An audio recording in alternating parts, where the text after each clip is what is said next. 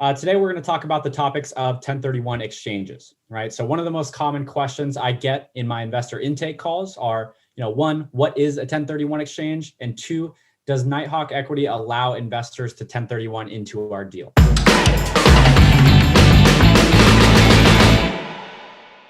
Good afternoon, guys. My name is David Mylan. I'm the Director of Investor Relations here with Nighthawk Equity. Thanks for tuning in. Appreciate it. So here we have Drew Niffin, President of Nighthawk.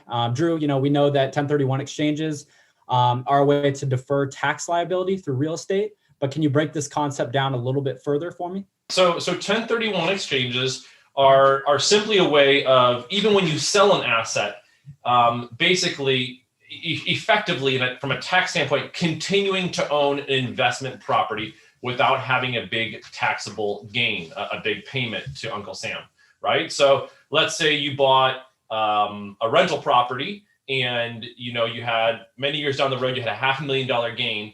And if you didn't have a 1031 exchange, you might have to pay $150,000 in taxes on that. But by having a 1031 exchange, you can sell that asset, move the proceeds of it over into a new one, and defer the payment of those taxes. So it's named after the section 1031 of the tax code. So at a high level, it's a way to liquidate a property, sell it, but continue to invest and defer the time that you need to pay those taxes. Okay, makes sense. Clear, concise explanation. So thanks for that. So again, one of the other questions that I get from investors is, does Nighthawk typically permit 1031s into our investment opportunities? The short answer is at this time, no. So we've looked at this. There are a number of reasons why it can be complicated to do it. There are some more legal requirements and there's some more timing issues. So we have not historically done that. At the same time, David, you shared with me many times that it's one of the common questions that you get from investors. So we've done a lot of research on this, and we do see an avenue to do it.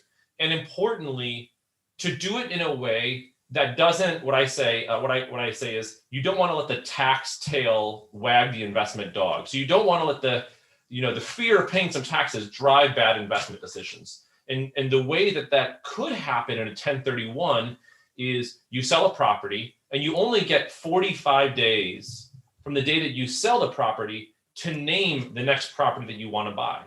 And so a lot of people in that 45-day window, they'll get a deal frenzy going on, and they'll overpay for an asset.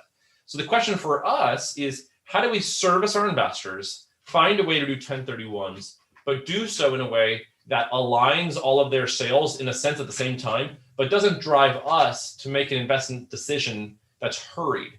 And so we've been working on that. We actually think we have an answer to that that will allow people to 1031 with us. And so one of the things that we're trying to do, David, is to figure out and understand who are the investors that are interested in, would like to do a 1031 exchange. So if there is anyone listening here and you have a 1031 that you want to let us know about, the best way for us to know that is to go to nighthawkequity.com/survey.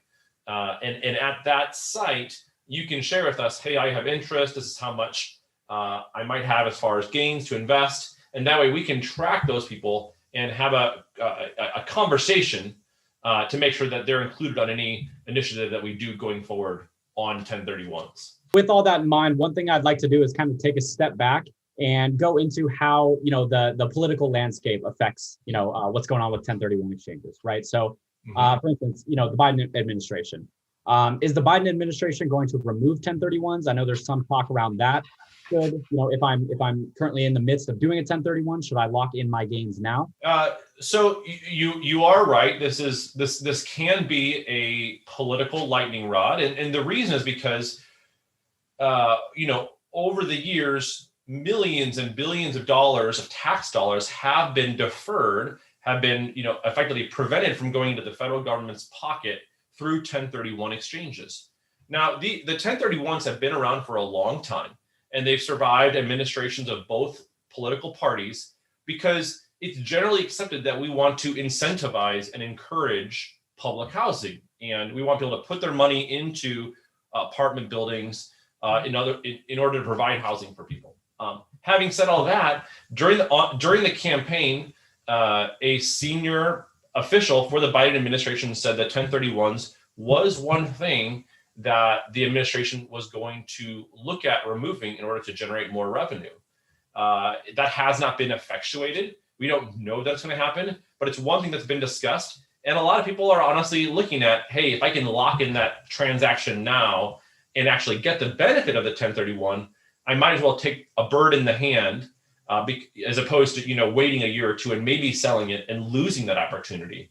And so the short answer, David, is that it's being talked about. It's not for certain yet, but if you are on the margin, if you're thinking about selling an asset, this might be something that tilts the scales towards selling and being able to defer that gain for a long time. Yeah, Drew, appreciate you sharing your thoughts on that. For everyone who's listening, tuning in right now, if you're interested in potentially doing a 1031 exchange into one of our deals at Nighthawk, please visit the link that Drew had mentioned earlier. That link is nighthawkequity.com/survey, and fill out that survey on the webpage. Let us know what your thoughts are on that. And other than that, thanks for watching, and we'll see you next time.